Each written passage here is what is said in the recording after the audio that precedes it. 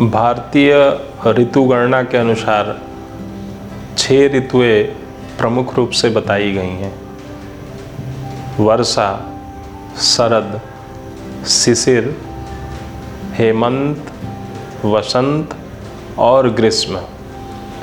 लेकिन उनको और कम किया गया या मुख्य रूप से देखा गया तो 4 ऋतुएं निर्धारित हुई: वर्षा, शरद,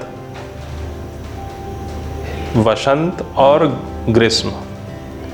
अब इन 4 ऋतुओं के जो जोड़ का समय है, अर्थात एक ऋतु परिवर्तित होती है और दूसरी प्रारंभ होती है, तो वह जो समय होता है, यानी पहली ऋतु के बीतने का और दूसरे ऋतु के आने का, वह जो समय होता है वह अत्यधिक कोमल समय माना गया है।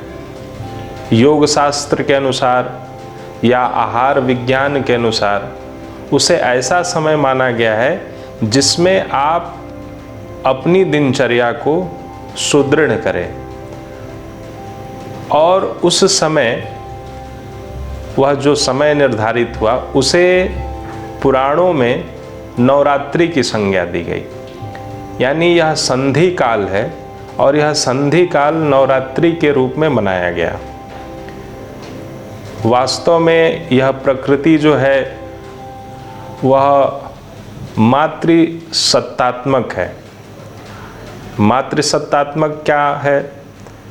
यानी यहाँ प्रत्येक चीज़ गर्भ के रूप में है, गर्भ में होती है, फिर वह बाहर आती है। जैसे पृथ्वी के अंदर कोई बीज पड़ता है तो वह पृथ्वी आपको बीज लेकर एक विशाल वृक्ष देती है। माता के शरीर से पुत्र का जन्म होता है और वह पुत्र महामानव बनता है, बुद्ध बनता है, कबीर बनता है, यानी महान शूरवीर बनता है। तो ऐसे ही यह पूरी प्रकृति गर्भ की अवस्था में है। तो यह जो ऋतुओं के परिवर्तन का समय है, यह ऋतुकाल जिसे कहा गया, यह गर्भ का समय है। यानी इस समय जो भी रोपण आप करते हैं, जो कुछ भी आप डालते हैं, वह आपको अनंत गुना प्राप्त होता है। अब यह जो समय है, यह समय, इस समय के अंतर्गत आपने अपने आहार को शुद्ध किया, आपने ध्यान किया, आपने प्राणायाम किया, योग किया, तो इस समय इसका लाभ आपको पूरे ऋतुकाल में मिलता है। यानी उस ऋतु में परिवर्तन के समय तक वह प्राप्त होता है और आप स्वस्थ रहते हैं। आपकी साधना और बलवती हो जाती है, प्रधान हो जाती है। इसीलिए हमारे महर्षियों ने इसे नवरात्रि की संज्ञा दी, नव दुर्गा की संज्ञा दी कि आप इन दिनों स्वयं को साधने का, स्वयं को ईश्वर आराधन के लिए समर्पित करें। और यह 9 दिन इसी के लिए समर्पित है। इसीलिए नवरात्रि वैज्ञानिक भी है।